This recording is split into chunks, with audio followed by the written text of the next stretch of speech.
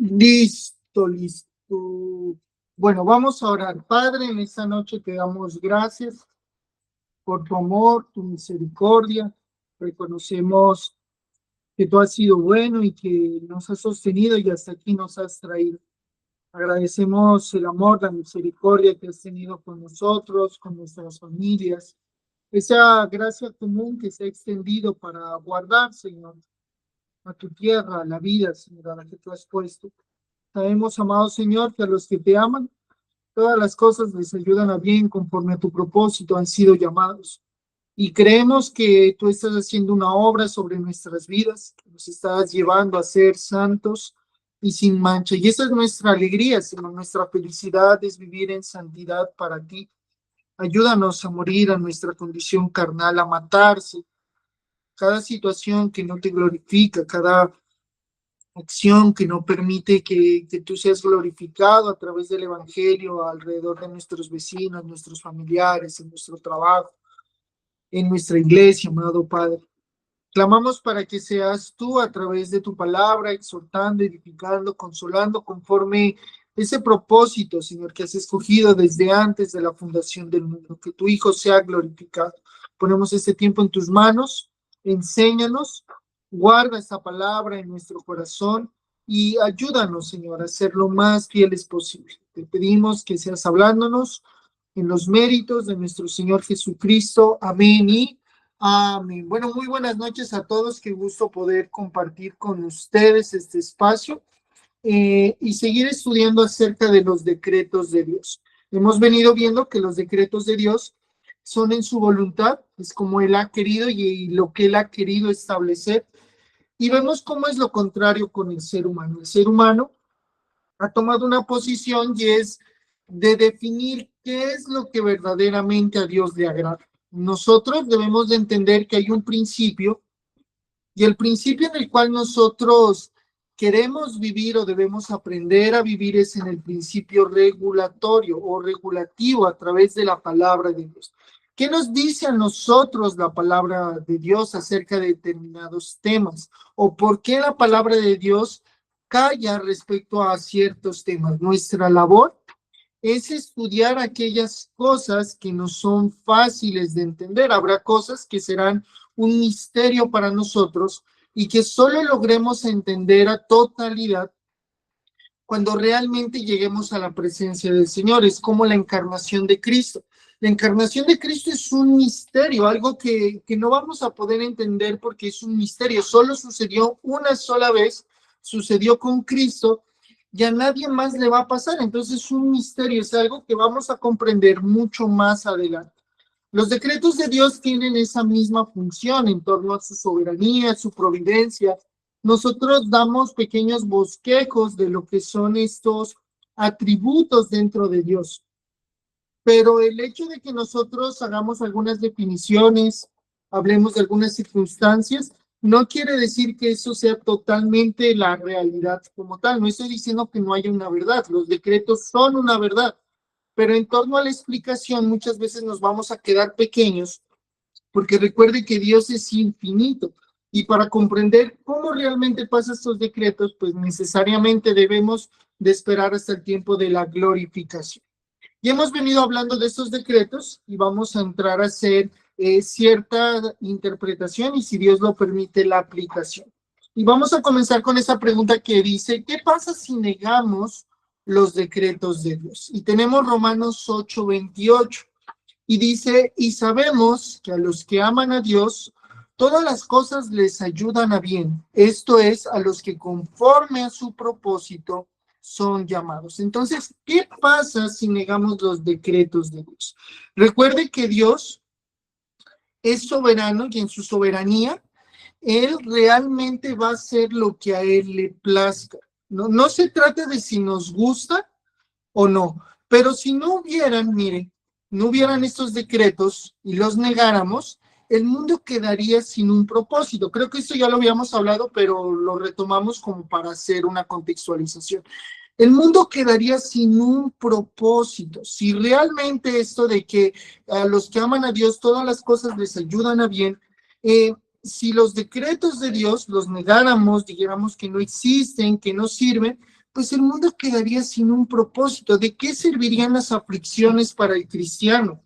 ¿De qué servirían los tiempos de abundancia, el contentamiento, si no todo estuviera decretado por Dios? Si ya todo está decretado por Dios, para con sus hijos, su creación, tanto para los creyentes como los no creyentes, pues es un alivio para nosotros, no con el fin de volvernos fatalistas, personas que no tienen ninguna responsabilidad en torno a lo que hacen, en torno a la predicación, en torno a la oración, en torno al estudio, no. Pero el mundo quedaría sin propósito, sin dirección y sin seguridad. Todo sería caos o al azar. Y recuerde que nosotros como cristianos no vivimos al azar. Literalmente el mundo o los no creyentes vivan al azar. Estaba en una comunidad agnóstica dando un curso y ellos decían, gracias a la naturaleza, gracias a la naturaleza bueno, que pasó tal situación. Entonces ellos se evocan o se van en torno a la suerte, al azar, a lo que puede venir, y su contentamiento no es como el de los cristianos. Recuerde que Jesús dice, mi paz os dejo, mi paz os doy, y no como la paz que da el mundo. Cuando usted realmente ha sido regenerado, cuando yo realmente he sido regenerado, mi espíritu o mi alma, mi cuerpo vuelve a la vida, vuelvo a ser injertado en el olivo, vuelvo a ser parte del pueblo de Dios. Dios lo ha designado así. Y eso me lleva a mí a querer buscar la santidad. ¿Cómo sé yo que realmente soy cristiano y empiezo a vivir bajo estos decretos de Dios? Cuando voy en pro de la santificación.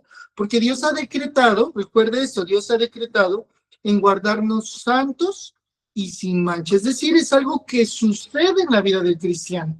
No que sucederá a plenitud, pero está sucediendo ahora. La vida del cristiano debe ser vislumbrada por la santificación. Cuando hablamos de santificación, hablamos de una separación de las cosas del mundo, de lo que amamos en el mundo. Hablamos de una mortificación. Y cuando hablamos de una mortificación, hablamos de que no es fácil, no es sencillo morir al pecado. Realmente es una batalla continua. Huya de aquellas personas que realmente piensan que están en la perfección. Aquellas personas que predican de la perfección están totalmente erradas, porque no hay ninguno de nosotros, a no ser de Jesús, que pudo vivir en la perfección anhelada o requerida. Entonces recuerde que si negamos, hay gente que niega los decretos de Dios, pero si estos no existieran, mire, si estos no existieran, el mundo estaría sin propósito, sin dirección y sin seguridad. Pero usted mira a los apóstoles y usted mira a estos siervos, a estos hombres felices al entregar su vida. En ellos usted encuentra propósito, dirección y seguridad. Esteban cuando estaba siendo apedreado, él dice, perdónalos, Padre, hay una paz. Para nosotros, cuán importante es poder descansar sobre lo que Dios ya ha decretado. Y cuando usted habla de qué es lo que Dios ha decretado, pues usted encuentra 66 libros. 66 libros donde Dios ha decretado que vendrá la gloria a través de su Hijo, de Jesús. Eso es lo que nosotros esperamos. Esperamos la venida de Jesús. Y mientras Él viene, nosotros batallamos contra el pecado. Sí, buscamos crecer económicamente, tener hijos, poblar la tierra, cumplir a través de la obra del Espíritu Santo con los mandamientos, pero el Espíritu Santo nos da el poder de perseverar y de esperar en la segunda venida de nuestro Salvador. Nuestra esperanza no está aquí, nuestra esperanza no está aquí en el mundo. Nosotros somos peregrinos que van en pos de su patria celestial. Nosotros no somos de este mundo. Lastimosamente, el sentirnos que no pertenecemos a este lugar es una gran bendición, porque realmente nuestra vida está con nuestro Creador en esa vida venidera, cuyo reino se ha mostrado a nosotros. Hay un libro que me gusta mucho que es El Gran Panorama Divino y algo de teología bíblica, y dice, estamos en estamos en la espera y estamos en el aún no es. Y es algo filosófico porque así vive el cristiano. A pesar de que vive en el mundo, está esperando algo que aún todavía no es su vida venidera. Entonces, eso nos debe dar alegría a nosotros, porque el Señor decretó que Jesús iba a venir y vino. Y el Señor decretó que Jesús va a volver y necesariamente si esto va a pasar así, eso nos trae a nosotros propósito, dirección y seguridad. No sé si hay alguna pregunta o algo dije muy rápido o todo está entendido hasta ahí. Vamos, bien, avancemos. Entonces hay otra pregunta aquí que dice, ¿por qué los decretos no hacen a Dios autor del pecado? Esta pregunta es bien importante porque es donde hay confusión, errores teológicos, diserciones, divisiones, porque cuando hablamos de que Dios lo ha decretado todo, que es algo enteramente de los calvinistas, cuando hablamos de decretarlo todo, la persona entonces dice, entonces Dios decretó que Adán y Eva cayeran en pecado. Y entonces decimos con eso que Dios es autor del pecado. Pero recuerden que cuando hablamos de Génesis, estamos hablando que el hombre no era en sí perfeccionado. Adán era un tipo de Jesús y el antitipo es Jesús, es decir, la sustancia real de lo que representa Adán está visto en Cristo. Cristo es el verdadero Adán que no fallaría, que gobernaría. Cuando el Señor Dios entrega lo que ha de hacer el hombre en torno a gobernar la tierra, poblarla y llevarla, se refiere a Cristo. Ya recuerde que hemos hablado del consejo eterno, y desde el consejo eterno Dios ya había provisto que Jesús sería glorificado. Entonces, en Santiago 1:13 nos dice, cuando alguno es tentado, no diga que es tentado de parte de Dios. Adán y Eva no fueron tentados de parte de Dios, porque Dios no puede ser tentado por el mal, ni él tienta a nadie. Y más adelante creo que habla acerca de que cada uno es tentado de la propia concupiscencia. Entonces recuerde que el diablo tienta a Adán y Eva y les dice, serán como Dios, es decir, ellos habían estado viviendo su vida normal, pero en medio de esto el diablo los tienta y les dice, ustedes pudieran llegar a ser el papel de Dios. Y esa es nuestra tentación diaria. La tentación en la cual nosotros vivimos continuamente es en tomar el papel de Dios, en quitarlo a él del trono y ponernos a nosotros. Si usted lee Apocalipsis y usted es juicioso leyendo la simbología de Apocalipsis, el autor, que es Juan, él habla acerca de eso, ¿no? De que él está en el trono, el Cordero está en el trono, está gobernando. Pero usted mira cómo el mundo, cómo las ideologías, cómo las situaciones dicen, todo ese tema del gobierno de Cristo no importa, gobernémonos nosotros, y por eso hay derechos humanos, todo lo que tiene que ver con LGBTI, lo que tiene que ver con que ellos adopten, con el matrimonio con niños. Bueno, tantas situaciones que nacen para que la humanidad se sienta cómoda. Pero recuerde que Dios es diferente a todos los dioses que no son reales y que han sido inventados. Dios es un Dios celoso. Dios es un Dios celoso. Los demás creyentes, digámoslo así, que tienen fe en otras cosas, ellos son sincretistas. Es decir, pueden compartir con todos sin que eso no represente ningún problema. Pero recuerde que nuestro Dios, el Dios en el cual usted cree, Dios sí es celoso, porque Dios lo permite y lo gobierna, pero no lo produce como causa moral directa. Mire, Dios va a permitir el pecado.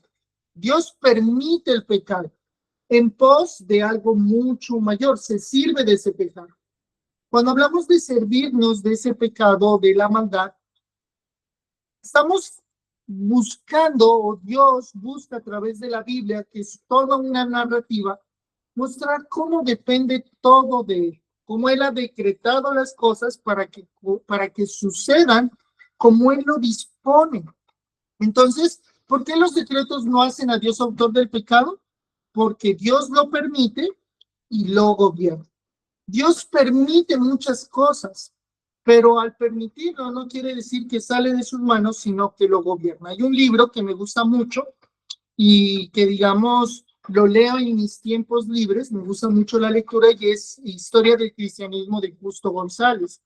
Y entonces cuando usted avanza a lo largo de la historia de la iglesia, usted mira guerras, problemas, conflictos, y hay algo muy bonito con lo que él inicia, y es que él dice que son los hechos del Espíritu Santo a lo largo de la historia. Es como quien dice Dios teniendo control de la historia a pesar de todos los problemas que pudieran ver el papado, la simonía, cómo los papas compraban y vendían esos puestos a manera de política, cómo tomó poder en algún momento el arrianismo, cómo en algún momento tomó poder el pelagianismo, y cómo siempre la iglesia buscó tener una reforma debido a la simonía, debido a la venta, debido a la indulgencia, debido a la oscuridad. En todas estas situaciones hubieron papas que, que en medio de todo esto, miren, en medio de todo esto, ellos intentaban defender la fe como ellos lo entendían.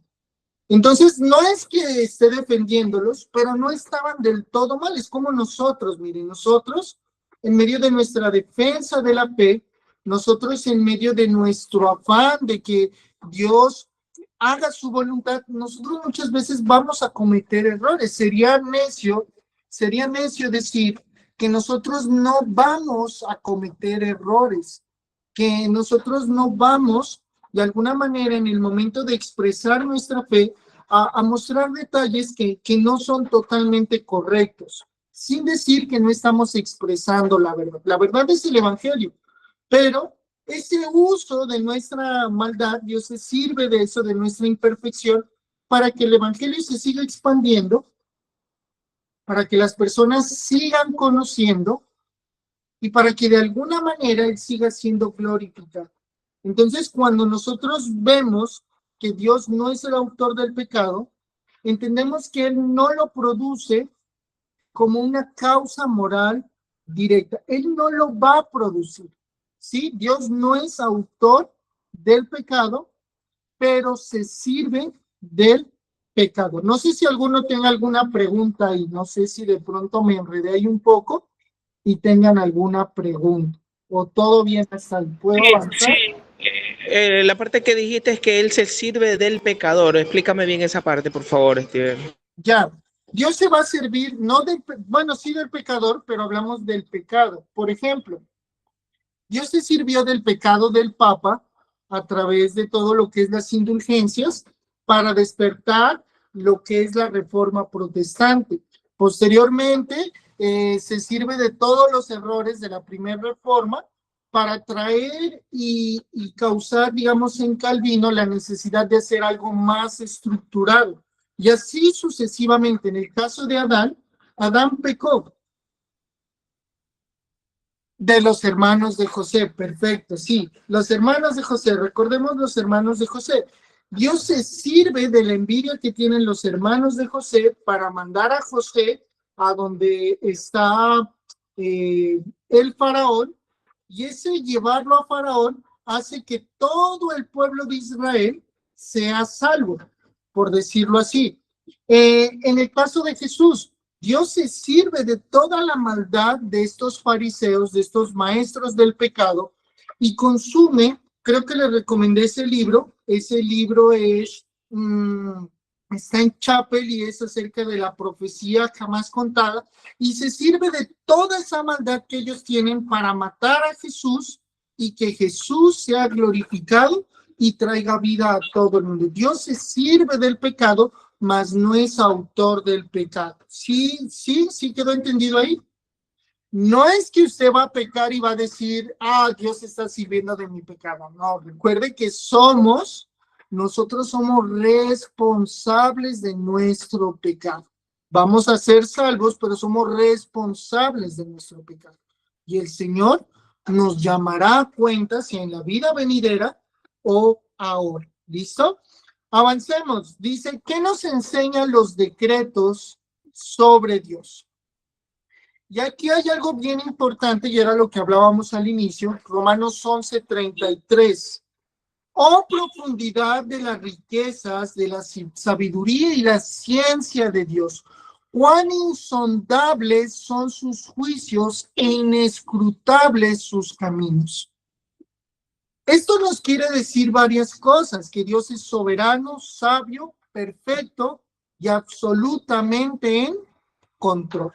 Cuando nosotros pensamos en lo que Dios ha decretado, de alguna manera debemos de pensar en su soberanía, soberanía en el pecado, soberanía en el creyente, soberanía en el no creyente, soberanía aún en las riquezas, en la pobreza, en las enfermedades, en las situaciones históricas, y entender que en su sabiduría Él ha sabido llevar las cosas para que nosotros estemos donde estamos en este preciso momento. Ha sido perfecto. ¿Se da cuenta cómo los decretos de Dios han sido perfectos? Cuando yo leo Historia del Cristianismo de Justo González, yo me doy cuenta cómo la obra del Espíritu Santo no puede ser interrumpida ni aún por el pecado del hombre. Ni aún por el pecado del hombre puede ser resistida la obra del Espíritu Santo. Y eso nos debe animar a nosotros, porque nosotros no vamos a predicar, no vamos a enseñar por tener resultados. El resultado, o digamos ese crecimiento que da Dios, es de Dios. No debe de preocuparnos a nosotros cuántas personas nos escuchan, cuántas personas nos siguen, cuántas personas están de acuerdo con nosotros, cuántas no están de acuerdo con nosotros. Esa no es nuestra mayor preocupación. Esa no es nuestra preocupación. Nuestra preocupación es entender que Dios es soberano, que ha sido sabio, que es perfecto y que tiene absolutamente todo en control. Por eso dice, oh profundidad de las riquezas, de la sabiduría y de la ciencia de Dios. Habla de una profundidad. Cuán insondables son sus juicios e inescrutables sus caminos. Medite cuántas cosas han tenido que pasar para que usted esté aquí. Por ejemplo, para que todo esto se pueda llevar a cabo, yo tuve que dejar pasto, dejar de predicar, literalmente cambié toda mi visión acerca de la profecía, entré a estudiar una maestría, bueno, todo lo que tuvo que pasar, mire, y todo eso fue soberano, sabio, perfecto y absolutamente en control. Qué hermoso saber que los decretos de Dios son así, ¿no le parece a usted? Pero ¿cuánto he llorado, dirá usted? ¿Cuánto me ha costado? Qué difícil que ha sido, pero ha sido sabio, ha sido perfecto y todo absolutamente en control. Y eso nos debe animar a nosotros. Nos debe animar a que nuestra lucha con el pecado, con la maldad, ese sentir, mire, aquí es importante entender que usted se va a sentir desanimado. Si fuera carismático, le dijera, levante la mano, ¿quién se ha sentido desanimado alguna vez? Y todos levantarían la mano y dirían, yo. Pero todos nos hemos sentido desanimados y es por esa lucha que tenemos con el pecado, porque no somos totalmente vencedores en el pecado. Jesús sí, pero nosotros estamos en la lucha contra el pecado, vamos en pro de la glorificación, es decir, cuán hermoso es que lleguemos a morir creyendo en Jesús. Qué bueno poder llegar a morir en Jesús. Es que estoy enfermo y me voy a morir. Qué bueno. No le digo que qué bueno en el sentido de, ay, qué insensible. No, pero qué bueno. Ojalá y se muera creyendo en Jesús. Mire que hace poco hubieron unas muertes aquí en el Cauca, bueno, a la vía Cali, en Colombia, y murieron cerca de 8 personas y 15 heridos. Fue una bomba, un atentado muy fuerte. Yo pensaba y decía, bueno, yo casi siempre viajo para un lado, viajo para el otro, y me daba mucha paz porque decía, si llego a morir, he peleado la buena batalla de la fe, tal vez no como Pablo, no he sembrado iglesias, no he hecho mucho, pero le digo al Señor, le digo, he batallado contra mi pecado, he intentado llevar el evangelio y si llego a morir, me moriría contento, cosa que no pasa cuando pienso en mi familia. Mi familia decía en estos días, vamos a viajar a visitarlo. Entonces yo decía, qué complicado, ojalá no vengan, porque yo no sé si mi familia realmente sea creyente, y qué tal si se mueren, digo yo. ¿Y qué tal si les pasa algo y ellos no han creído? y pensaba en mi sobrino y todo, pero se da cuenta cómo nosotros, a través de los decretos de Dios, podemos llegar a tener paz, saber que ya nos escogió y que lo que está aquí en la tierra es efímero. No tiene sentido que nosotros nos amarremos a algo que ya está aquí, a un libro, a un lugar. Yo le decía a alguien, pues yo compro libros, los leo, los rayo, y sé que en algún momento esos libros tal vez yo los regale a una persona, tal vez lo entregue a otra persona, tal vez haga lo que hizo Paul Washer cuando se fue al Perú. Cuando se fue al Perú, se llevó toda su biblioteca. Mire, él dice, yo tenía un montón de libros y yo no lo entendía, dice, pero cuando yo llegué al Perú, mi manera de evangelizar fue regalar esos libros. Y así en el Perú comenzó a llegar el evangelio. Entonces yo digo, ¿cuántas formas y maneras de Dios de poder que sus decretos se cumplan a través de un libro, a través de un panfleto, a través de una imagen de Instagram, que es así como muchos tal vez me conocieron? Entonces, sí, sí se da cuenta cómo todo eso, me acuerdo mucho de Yael, me acuerdo mucho de Yael cuando hago videos de que la gente sale danzando, porque ella dice, yo te dejé de seguir porque subiste videos de que danzaban y yo estaba en contra de eso y luego te volví a seguir y mire cómo el Señor utiliza hasta esas discordias para llevarte a reflexionar, a meditar, donde uno dice, pero ¿cómo será posible que el Señor pueda hacer eso? Es más, la conversión de Sproul tuvo que ver con un pasaje oscuro, y así son los decretos de Dios, un pasaje oscuro de Eclesiastés acerca de unos árboles. No recuerdo el capítulo y el versículo en específico, pero tal vez si usted ha leído Eclesiastés, usted ha leído acerca de unos árboles, que hay un árbol que crece y muere, y bueno, y es algo que usted diría, pero ¿qué sentido tendría convertirse con ese versículo? Pero él lee eso que parece tan oscuro, y eso lo lleva él a tener un profundo sentido de correr a los pies de Cristo. Entonces, ¿qué nos enseñan los decretos sobre Dios? Es soberano, sabio, perfecto y absolutamente en control. No se afane, mire, no se afane si usted predica, si usted tiene hijos, sin decirle que no haga las cosas, pero no se afane, descanse, sepa que Dios lo ha llevado, lo tiene y está haciendo todo de manera soberana, sabio, perfecto, y que Él tiene absolutamente el control de todo lo que está pasando. Usted, mire, usted no es el que da el crecimiento, es el Señor. El Señor, tu Dios al cual tú sirves, Él es el que da el crecimiento. No se afane, no busque lo que usted, bueno, utilicemos un dicho del mundo, ¿no? No busque lo que no se le ha perdido. No se afane, viva en el contentamiento, diría Pablo. He aprendido a vivir en la abundancia y en la escasez. Nosotros somos cristianos, somos un pueblo especial. Y en algún tiempo los cristianos fueron conocidos como el pueblo especial, o los israelitas, como el pueblo especial de Dios por guardar el día del Señor. Nosotros somos un pueblo especial, no somos un pueblo común, no somos un pueblo común. Dios, en su soberanía, en sus decretos, nos ha llevado a ser un pueblo diferente, y por eso ha sido difícil, por eso a veces nos desanimamos, por eso a veces nuestra lucha contra el pecado ha sido complicada, pero como dice Hebreos, a ninguno nos ha llevado hasta la muerte. Gracias a Dios, esa lucha con el pecado nos ha llevado cada día más a rendirnos delante de Jesús. Si usted está en una lucha interna con la pornografía, con la fornicación, con los deseos, con el robo, seguramente es la manera de Dios llamar su atención y decirle, ve a los pies de tu Salvador, porque no hay otro que lo pueda ayudar sino Jesús.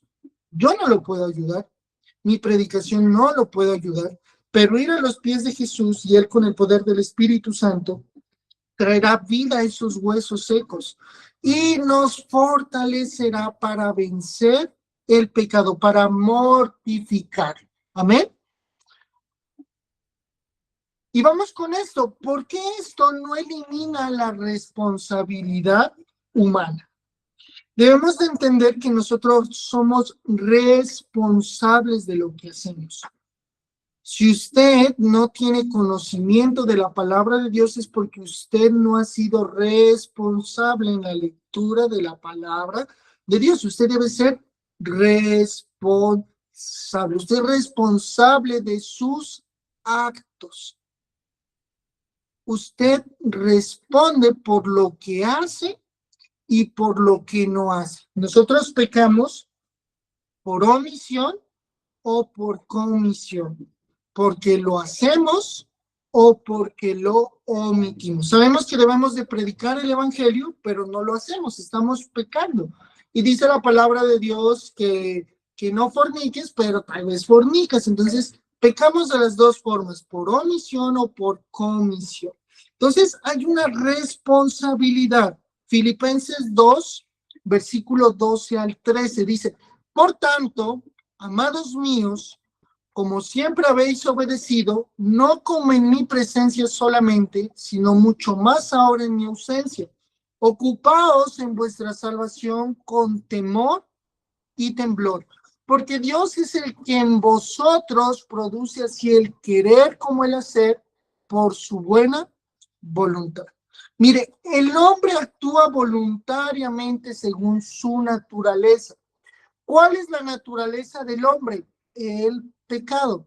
Pero yo ya fui regenerado. El hombre no creyente es imposibilitado en el pecado. Él peca, es su naturaleza. Él va a pecar, requiere pecar.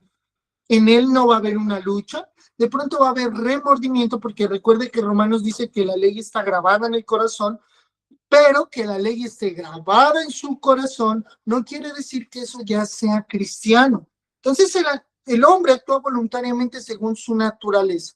Si su naturaleza ahora está infundida, como lo dice aquí, produce así el querer como el hacer por su buena voluntad, si es producida por el Espíritu Santo, usted va a batallar contra el pecado. Va a batallar contra el pecado. Entonces, usted actúa voluntariamente según su naturaleza y va a responder por eso. Va a responder por eso. Entonces, los decretos de Dios no va a eliminar la responsabilidad humana. No somos fatalistas o no somos antinominianos o anominianos. Bueno, no recuerdo la palabra, pero nosotros no vivimos en una gracia exagerada, nosotros vivimos en la responsabilidad de nuestros actos. Si usted no administra bien su dinero, no digas que Dios lo decretó, posiblemente, pero es parte de su administración. Si usted peca, no diga Dios lo decretó, no, es su responsabilidad. Somos responsables de nuestros actos, porque Dios es el que en vosotros produce así el querer como el hacer su buena voluntad. La obra del Espíritu Santo es infundir en nosotros el valor para batallar contra el pecado. Y ese decreto se cumple, y el decreto de guardarnos santos y sin mancha está en la provisión del Espíritu Santo. Si usted es regenerado, si usted es cristiano, porque solo los cristianos tienen el Espíritu de Cristo, lo dice Romanos, solo los cristianos tienen el Espíritu de Cristo, pues el Señor lo llevará a esa buena voluntad progresivamente. Que su santificación no sea como otros no quiere decir que no haya santificación. Que su progreso no sea como el de los otros no quiere decir que en usted no haya santificación. La evidencia de la santificación es la lucha contra el pecado. ¿Lucha usted contra su pecado? Hay en usted, mora en usted el Espíritu Santo. Si no hay esa lucha, mire, si no hay esa lucha que lo lleva tal vez a veces a deprimirse, a cansarse, a sentirse sin fuerza, si no hay esa lucha, posiblemente usted no tenga el Espíritu Santo. Y eso nos lleva a nosotros al Salmo 139 a decir, examíname, oh Dios, y conoce mi corazón. Estamos llamados a predicar el evangelio y no lo hacemos. Muchas veces no lo hacemos, lo omitimos. Entonces entendemos eso porque el hombre actúa voluntariamente según su naturaleza y responde por ello. Entendemos eso, ¿verdad? Usted y yo estamos en los decretos de Dios, pero somos responsables por lo que hacemos. Dios se sirve de aquellas cosas que nosotros hacemos, pero nosotros somos responsables. Es un misterio, mire, esa parte de la soberanía es un misterio. ¿Cómo funciona? es un misterio. A veces usted dice, pero ¿cómo así? ¿Dios lo usa o no lo usa? Entonces, ¿Él es o no es? Es la manera de Dios llevarnos a la humillación y decir, Señor, verdaderamente es mi naturaleza pecaminosa la que pelea contra aquellas cosas que tú quieres hacer. Y es lo que estamos estudiando en Génesis, que si Dios lo permite, retomamos desde el próximo sábado. ¿Listo hasta ahí? ¿Está entendido esa parte o hay alguna pregunta? Perfecto, perfecto. Vamos con la siguiente pregunta. ¿Por qué los decretos producen adoración? Dios ha decretado desde la eternidad hasta la eternidad y eso va a producir adoración. Romanos 11:36, porque de Él y por Él y para Él son todas las cosas. A Él sea la gloria por los siglos. Amén.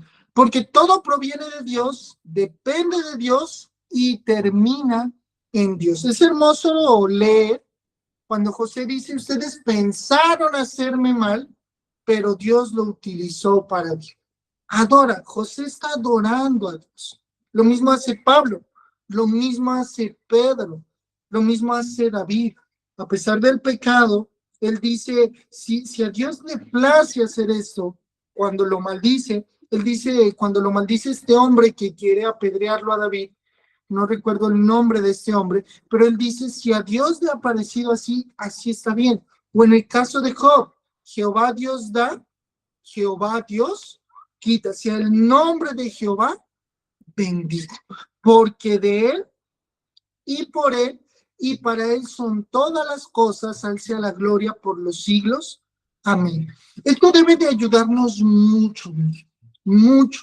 ¿Por qué? Porque muchas veces, recuerde lo que ya hemos estudiado, muchas veces usted quiere convencer a las personas. Está bien que prediquemos el evangelio, pero que lo prediquemos no hace que la persona a la que le hablemos se vuelva cristiana. Entonces nosotros queremos afanar eso. Como lo quiero, como es mi sobrino, como es mi hermana, como es mi mamá, como es mi papá, pues yo les voy a predicar hasta que se convenzan. Pero entienda, mire, que todo proviene de Dios. Si tu padre es un inconverso, si tu madre es una inconversa, si tus sobrinos son unos inconversos, si tu esposo es un inconverso, todo viene y depende de Dios y termina en Dios. Si al Señor le ha placido así, nosotros no podemos hacer nada. Tal vez en medio de todo, pues nos ajustamos, nos da tristeza, nos da rabia y entendemos y adoramos a Dios. Decimos, gracias Dios. Gracias Dios porque en esa gracia común, pues tú me permites disfrutar de mis padres, me permites disfrutar de mis padres, pero no quiere decir eso que ellos van a ser salvos. ¿Conocemos nosotros quiénes van a ser salvos? No, pero ellos van a la iglesia, dirá usted, oran, leen la Biblia, sí, pero eso los hace cristianos. Estaba leyendo el libro de Riley, de la santidad, y es muy bonito esa parte que él dice, si verdaderamente pensamos en lo que cuesta o el costo de ser cristiano, porque Dios lo ha decretado, mira, ha decretado guardarnos santos y sin mancha, pero si usted al igual que yo es cristiano hace mucho tiempo, usted debe de haber notado que la pelea no es fácil. Y no me refiero a la guerra espiritual que usted tiene con los demonios, al sonar los dedos, al declarar, sino que el morir, el matar la carne, no es fácil. Sí me hago entender. No es fácil, no es sencillo. Espérame un momentico.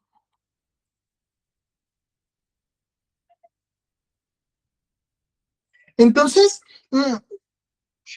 medite, mire, medite muy bien en esto, porque tiene un costo. No todos, por más de que usted los vea que lee su Biblia, son cristianos. Y esto a veces suena tétrico, pero mire que por sus frutos usted los conocerá. Y esos frutos se miran de manera interna, por eso la salvación es muy personal. Solo cada uno de ustedes, sí, debe ser un descanso, mire, debe ser un descanso. Pero debe usted de comprender que su posición teológica sea arminiana, calvinista, pentecostal, metodista, católico, lo que usted quiera, su posición teológica no va a quitar los decretos de Dios. Y dice la palabra de Dios que Él ha escogido desde antes de la fundación del mundo. Ya, si usted quiere verlo desde la manera arminiana y que la persona a usted le va a predicar, le va a leer y la va a convencer y que esa persona va a tomar la decisión, pues me alegro, esa es su posición. O puede usted decir, no, tiene que ser bautizado por el Espíritu Santo para llegar a la perfección. Está bien, para mí eso no es así, si me hago entender, no estoy siendo sincretista. Pero si para ti eso está bien, pues allá tú, pero eso no elimina los decretos de Dios. No elimina que el Señor ha escogido unos para salvación y otros para perdición. Por eso dicen, los elegidos se creen los únicos. No, es que no lo hacemos en ese sentido. Lo hacemos en el sentido de que Él lo ha decretado. Y por eso produce adoración. Porque nada de lo que nosotros hayamos hecho va a ser que Él nos escoja. Por eso Él dice, Esaú amé, a Jacob amé y a Esaú aborrecí, porque eso fue algo que el Señor estableció.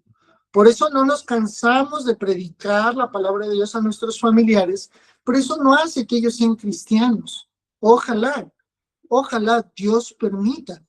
Pero mire que las ansias por la palabra, las ansias por conocer a Dios, no es de todos. No todos quieren. Es más, muchos prefieren trabajar en domingo que ir a la iglesia, que estar con el Señor, que escuchar su predicación. Y eso es algo que a nosotros nos debe llevar a meditar mucho, meditar demasiado, porque ¿cómo vamos a ser santos? ¿Cómo vamos a llegar al cielo si aquí en la tierra despreciamos lo poco que vivimos? Porque lo poco del cielo, que es mucho, está en la iglesia. Entonces, eso debe producir adoración, porque sabemos que es de Él y por Él y para Él. Todo lo que ha pasado, son todas las cosas, a Él sea la gloria por los siglos. Amén. Todo proviene de Dios, depende de Dios y termina en Dios. No va a terminar como usted quiere. No va a terminar como yo quiero. No va a suceder como usted espera. No es así. Eso no nos lleva a limitarnos. Trabaje, busque enamorar a alguien, lea, estudie, pero Dios se ha provisto. Todo proviene de Dios, depende de Dios y termina en Dios. Qué bueno poder descansar en eso. Qué bueno poder descansar en eso. ¿No le parece a usted que es mejor descansar en Dios que descansar en sus fuerzas? Si mi familia dependiera de mis esfuerzos, déjeme decirle que realmente su salvación estaría perdida. Si mi familia depende de mis esfuerzos, realmente su salvación estaría perdida. Eso depende de Dios, no quita mi responsabilidad, pero eso depende de Dios. Ya les predicaste el evangelio una y otra vez, has orado y no hay respuesta, pues debes de entender que todo proviene de Dios, depende de Dios y termina en Dios. Debe de causar en nosotros adoración, saber que fue sabio lo que Él está haciendo, que es sabio, que es soberano, y que así eso nos ayuda cada vez más que a ser temerosos, a tener temor y temblor en nuestra salvación, tener temor y temblor. Amén. No sé si alguno tenga algo que decir ahí, puede hablar, puede decir, si tiene alguna pregunta, si tiene alguna postura, la puede decir. Recuerde que yo soy bautista reformado, pero pues si usted es de otra denominación, no hay problema. Además, es al revés. Ellos, los arminianos, son los que se jactan de haber decidido seguir a Cristo. En cambio, nosotros sabemos que lo único que nos hace diferentes de los incrédulos es la gracia de Dios que nos escogió desde antes de la fundación sin haber hecho aún mal o bien. Sí, eso es lo que ellos llaman como la doble predestinación, ¿no? O bueno, tiene otro nombre que que se denomina eso, y sí, ellos nos tachan, bueno, a mí, no sé usted qué corriente teológica tenga, pero tachan mucho a los calvinistas de eso, de sentirse muy seguros, muy elegidos, muy especiales.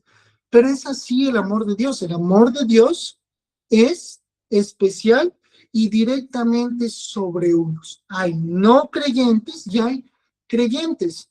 Por eso, si no, no hubiera ese texto que dice, y tomaré a uno y dejaré al otro.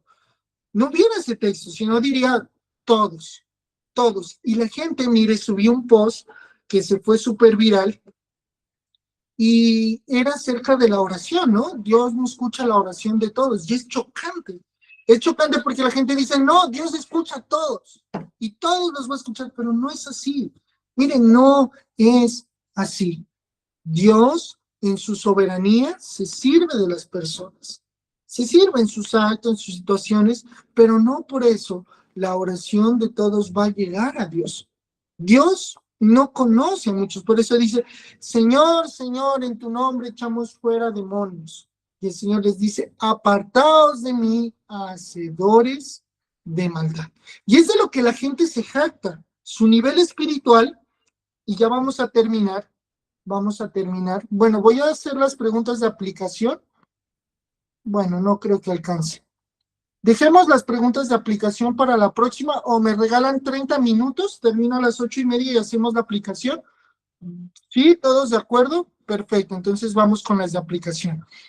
Entonces muchos se jactan, miren, muchos se jactan de que su nivel espiritual trata de la liberación que hay con los demonios. Pero mire cómo es el Señor y cómo es de soberano y cómo decreta y dice, les diré, hacedores de maldad no los conozco. Y usted mire, yo he leído libros acerca de demoniología, libros de Stana Méndez, de Cash Luna, de Benihim, de Claudio Freyson. Bueno, he leído un montón. El más ultra oscuro es el de Ana Méndez. Y usted mira que para poder llegar a hacer liberación, ellos hablan de puertas, niveles, de ser personas súper elevadas espiritualmente. Y entonces uno dice, uy, claro, para expulsar un demonio hay que tener un nivel súper grande. Y una disciplina, en los libros lo muestran como una disciplina totalmente loca, o el padre Fortea, que es un demonólogo muy conocido en la Iglesia Católica, y uno lee sus escritos y dice, cuán complicado es lo de la expulsión, el exorcismo de los demonios.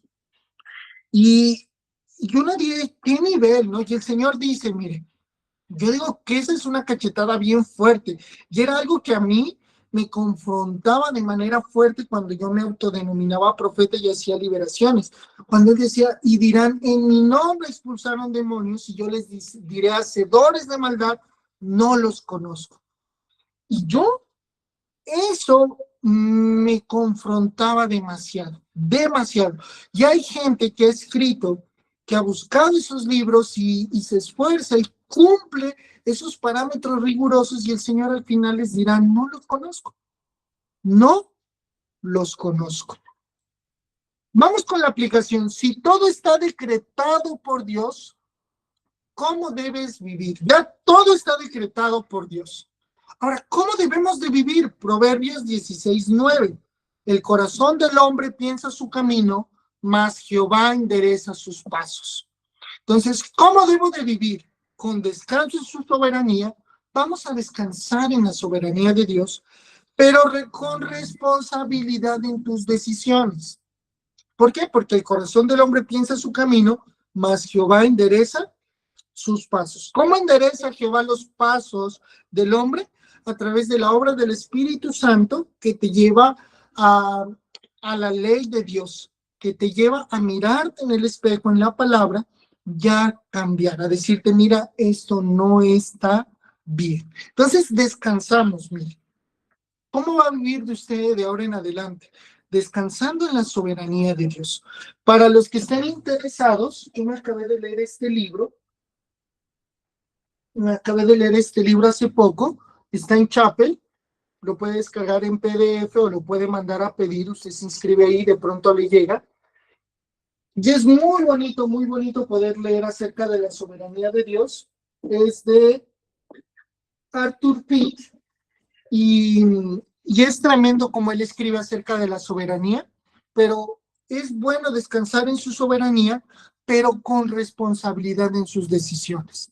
Descanse usted en el Señor, pero sea responsable con lo que hace. Es decir, resista al maligno y él huirá de vosotros. Eso es vivir con responsabilidad. No le estoy diciendo sea perfecto, seguramente vamos a pecar, hay un pecado remanente, pero no practicamos el pecado. Hay un pecado remanente, vamos en constante crecimiento, cada día más parecidos a Cristo. Tal vez despacio, tal vez rápido, pero vamos pareciéndonos a Cristo. Ahora vamos a hablar de la ansiedad. ¿Cómo cambia esto tu ansiedad? Muchas veces yo sufría mucho de ansiedad. Es más, cuando yo llegué a la iglesia y comenzaba a orar, yo me golpeaba en la cabeza, mucho, me daba golpes en la cabeza y me daba esos ataques de ansiedad. Y me sentía muy inútil y me daba, bueno, muchas cosas. Pero ¿cómo lidio con mi ansiedad? ¿Cómo cambia eso? Entonces dice Mateo 6:26, mirad las aves del cielo, que no siembran, ni ciegan, ni recogen en graneros, y vuestro Padre Celestial las alimenta. ¿No valéis vosotros mucho más que ellas? Qué hermoso pasaje para lidiar con la ansiedad. Qué hermoso pasaje. Esto reduce la ansiedad porque sabes que todo está bajo control divino. La muerte, la vida, la economía, las situaciones, todo está bajo control divino. Yo hablaba en estos días con alguien y esa persona me repetía eso, ¿no? No se preocupe, recuerde que todo está en control divino. Y entonces es bueno, ¿no? Es bueno que nos lo recuerden, que nos recuerden que todo está bajo el control divino para reducir la ansiedad. Ansiedad a morirme, ansiedad a prosperar, ansiedad a quedarme pobre, a quedarme solo, a casarme, a un negocio. Bueno, hay tantas formas de ansiedad. Por eso dice aquí Mateo 6:26, mirad las aves del cielo que no siembran, ni ciegan, ni recogen en graneros, y vuestro Padre Celestial las alimenta. ¿No valéis vosotros mucho más que ellas? Y peleamos con eso. Mi pastor en esos días hablaba de las cosas pequeñas y hablaba de la fe, que qué bueno que es que estas situaciones nos lleven a nosotros a crecer en fe. Qué difícil fuera si todo ya lo tuviéramos. Ya todo lo tenemos. No. Qué bueno que esto pueda llevarnos a nosotros a crecer en fe. Estos decretos nos llevan a crecer en fe. Eso debe de cambiar nuestra ansiedad. Ya saber, ya confiar que todo está bajo control divino. Amén. Estamos hasta ahí. Todo está bajo control divino. Pero me robaron, pero mataron, pero todo, mire, todo lo que ha pasado, todo lo que le ha sucedido, si no le hubiera sucedido, usted no estaría meditando en cómo medita ahora de la palabra de Dios, en cómo piensa de Jesús. Y esto es totalmente necesario, porque todo está bajo el control divino. Todo. Yo decía en estos días que me proponían para ser diácono, que yo había determinado, ni un pájaro caerá en tierra. A ver, digamos lo que dice aquí Yael, y después les digo yo. Ni un pajarito caerá en tierra sin que Dios lo permita, dice en Mateo 10. Gracias, Yael, gracias.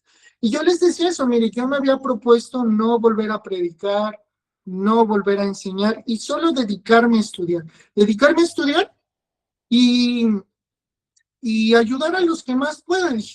Pero mire que Dios tiene todo bajo control y Él es el que permite todo lo que pueda pasar. Lo mismo le pasó a Calvino. Calvino era un académico, él nunca fue pastor, o sea, digamos, antes de ser pastor, ¿no? Pero él era totalmente académico, por eso está este libro de aquí, que es la Institución de la Religión Cristiana. Lo puede comprar, yo tengo 2 volúmenes, el otro lo tengo prestado, pero él era muy académico. Juan Calvino era muy académico. Entonces él escribía, y entonces ahí le animaban y le decían, bueno, ese pastor quien decía, no, no, no, no. Y Dios providencialmente pues lo fue llevando hasta volverlo pastor. Entonces, entendamos eso. Reduce nuestra ansiedad porque sabemos que todo está bajo el control divino. Ya hay un dictamen, ya hay una situación. Ora al Señor. Haz como Pablo, 3 veces he orado y el Señor no me lo ha querido quitar. ¿Por qué no lo hizo? Sus razones tendrá. Pero Dios nos lleva a reducir la ansiedad porque sabe que todo está bajo control divino. ¿Cómo afecta esto tu obediencia? Una vez vemos los decretos. ¿Cómo debe afectar esto nuestra obediencia? Lucas 17:10 dice, si también vosotros, cuando hayáis hecho todo lo que os ha sido ordenado, decid, siervos inútiles somos, pues lo que debíamos hacer, hicimos.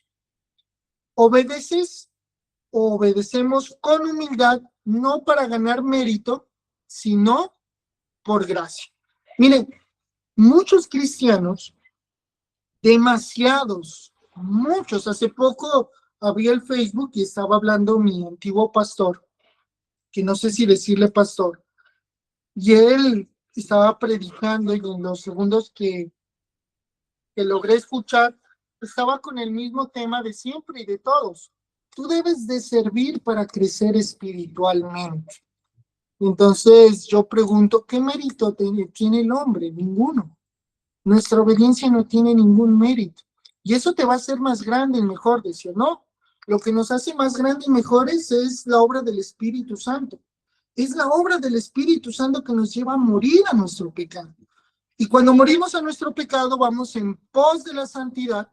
Y al nosotros ser santos, sin querer vamos a servir a nuestra comunidad. ¿Sí me entiende?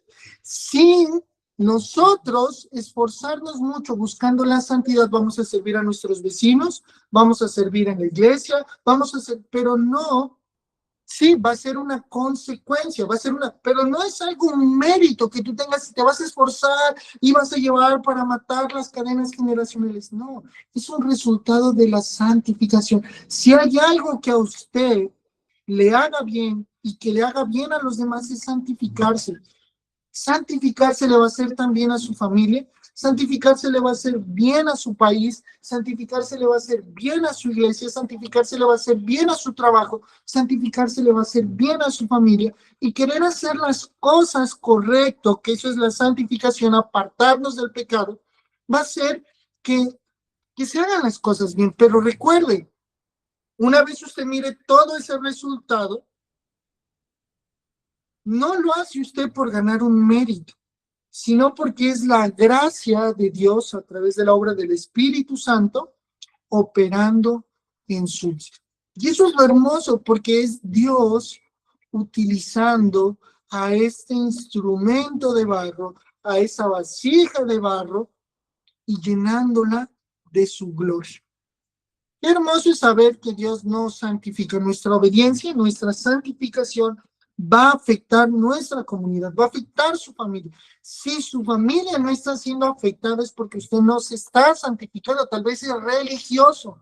Examínese, examínese. El cristiano puede caer, mire, el cristiano puede caer y estar siendo religioso. A mí me escriben en los comentarios y me dicen, con esas imágenes estás peleando y se te nota lo bravo que eres. Y yo les digo, no, si yo ni bravo estoy.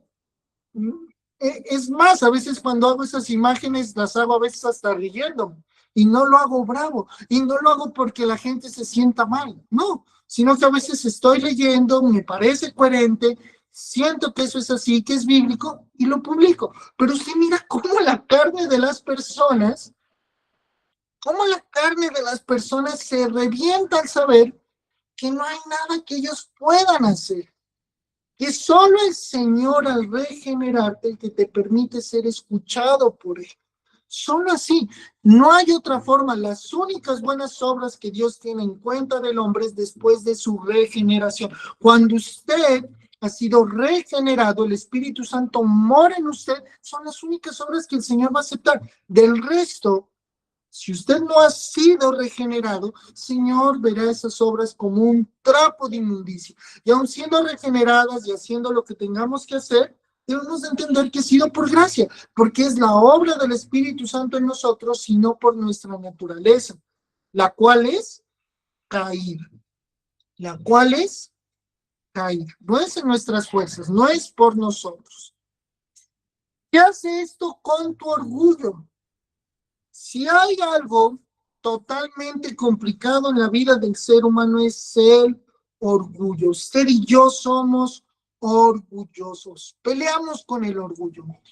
Peleamos con el orgullo. Yo recuerdo en la anterior iglesia que estaba, todo era una competencia. Miren, yo me alcancé a leer 300 libros. Una cosa de locos. Y el único anhelo era predicar mejor que los demás. Y lo llegué a hacer. Pero eso era lo que yo buscaba, lo que yo quería. ¿Por qué? Por el mero orgullo. No quería ni ayudar a los demás, solo quería sentirme que lo hacía mejor que todos. Y por eso fue mi decisión de en algún momento apartarme de todo y no hacerlo más. Porque ese era mi fin, ¿sí me entienden? Ese es el orgullo. Ahora, ¿qué hace esto con el orgullo? Primera de Corintios 4:7. ¿Y por qué hablo de mí? Porque pues no puedo hablar de usted, yo me conozco a mí, yo no lo conozco a usted. Porque, ¿quién te distingue?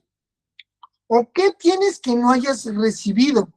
Y si lo recibiste, ¿por qué te glorías como si no lo hubieras recibido?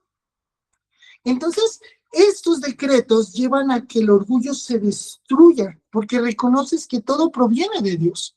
Si tienes amor por la palabra, si lees la Biblia, si compras libros, si lo lees, si quieres estar leyendo, si quieres estar aprendiendo, es porque lo recibiste. Dios es quien pone el querer como el hacer, la perfecta voluntad de él en tu vida. Que tú puedas más que los demás, no es que seas mejor que los otros, jamás. Es porque Dios te ha dotado de eso. Y eso debe darte ánimo, porque eso va por niveles. Por eso hay unos que enseñan más, van más profundo, pero eso no quita la verdad y la simpleza de la palabra de Dios. Entonces, nuestro orgullo debe ser derribado, destruido.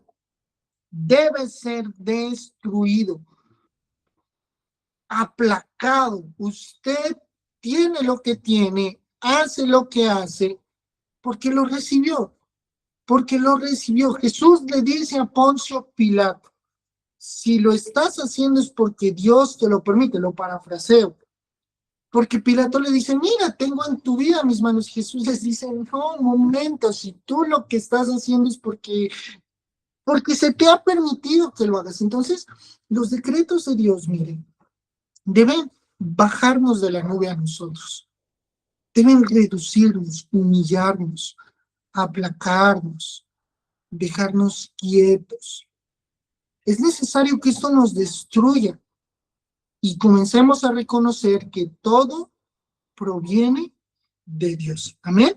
Por eso ninguno es mayor que el otro, ninguno, aunque obviamente por las obras y todo, en el cielo habrá unas recompensas, pero eso no te hace mayor que el otro, no te hace mayor que el otro, porque ¿qué no has recibido? Si es Dios quien te ha dotado y te lo ha dado, la inteligencia, la prudencia, el mensaje más claro es cuando el Señor habla a Moisés y le dice, mira, hay un hombre el cual he ungido para que pueda hacer toda obra de artesanía. Le dio el poder para hacer toda obra de artesanía para la tienda de reunión.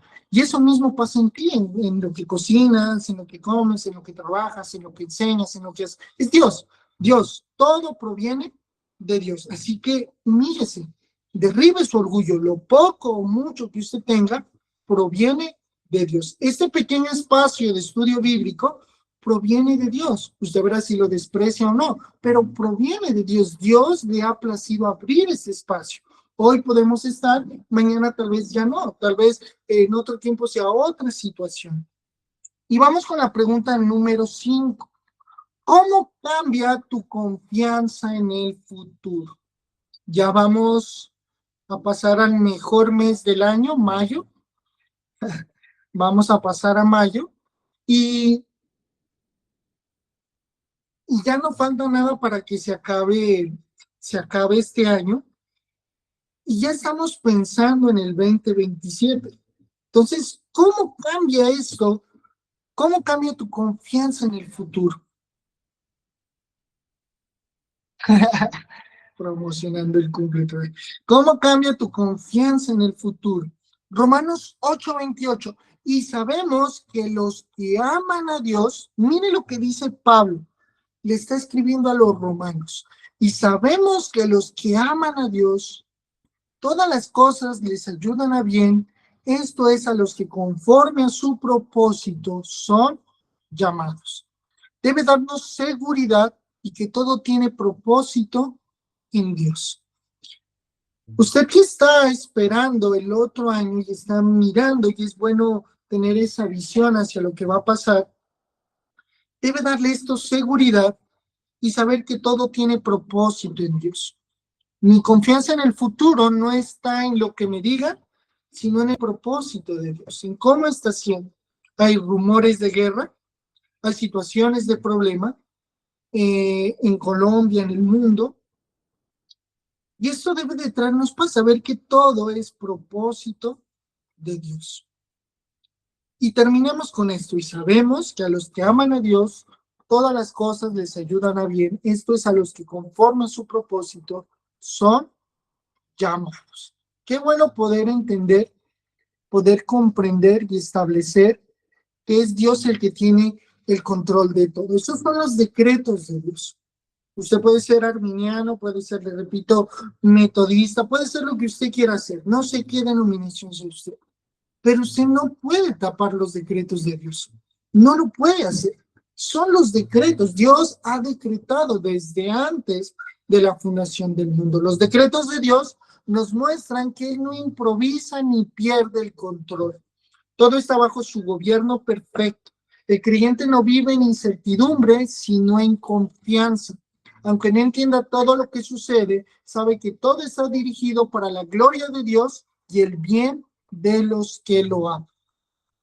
Y hay una pregunta final, no sé si la tenga usted ahí en su documento, y es en lo que quiero que medite después de este estudio.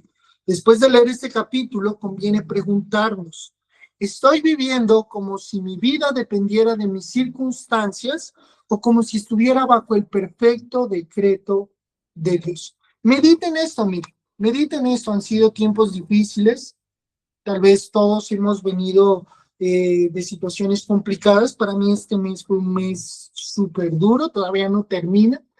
Ha sido difícil este mes, pero esto debe llevarnos a meditar. ¿Estoy viviendo como si mi vida dependiera de mis circunstancias o como si estuviera bajo el perfecto decreto de Dios? Amén. No sé si alguno tenga alguna pregunta, si alguno tenga algo que agregar, puede abrir el micrófono, y, y hablar y decir. Deme un momento. Listo. Camilo, no sé si me puedas ayudar con una oración.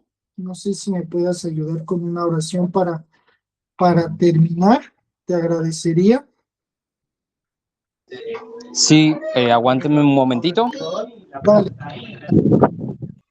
Sí, oro nomás. Así.